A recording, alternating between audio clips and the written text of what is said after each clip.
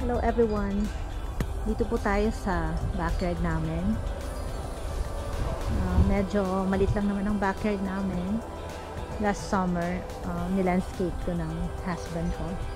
I'm sure kilala niyo siya. Si Arky June. He made this beautiful pergola.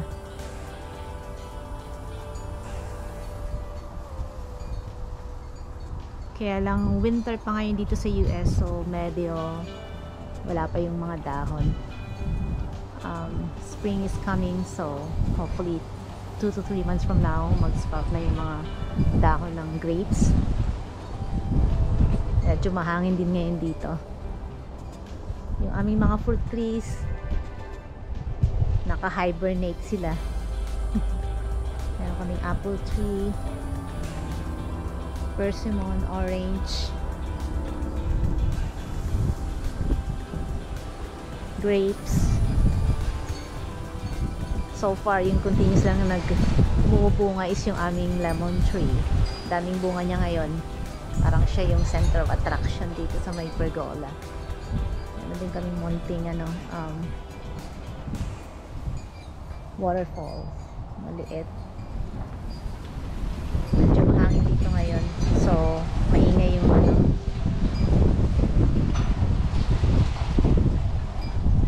yung aming cyclamen all year round. May bulaklak.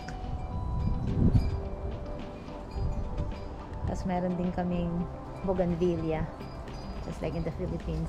Dito sa California, most of the time mainit naman dito, except for winter time. Tapos yung aming mga flowers and succulents.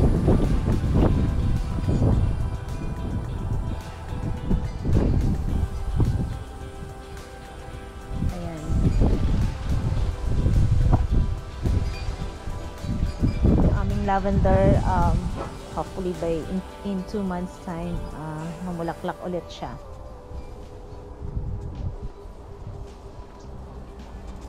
Yung lantana namin, nag-start na siya mag-flower ulit. Yung mga buds na. Yung aming succulents, salo siyang lumago at naging nag-bloom na siya ulit.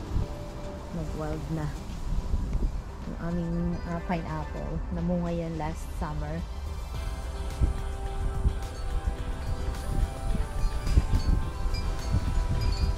So ito lang yung aming backyard. Maliit lang.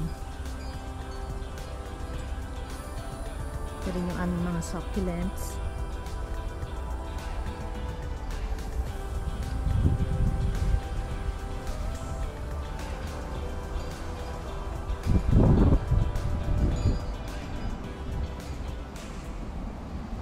Yun lang. Yesterday meron kami ditong tea party with my small few close friends. So dito lang kami until 6 o'clock kasi by 6 medyo lumalamig na rin. So meron lang ako mga pictures ipapakita din from yesterday's tea party. So alright, that's it. Bye.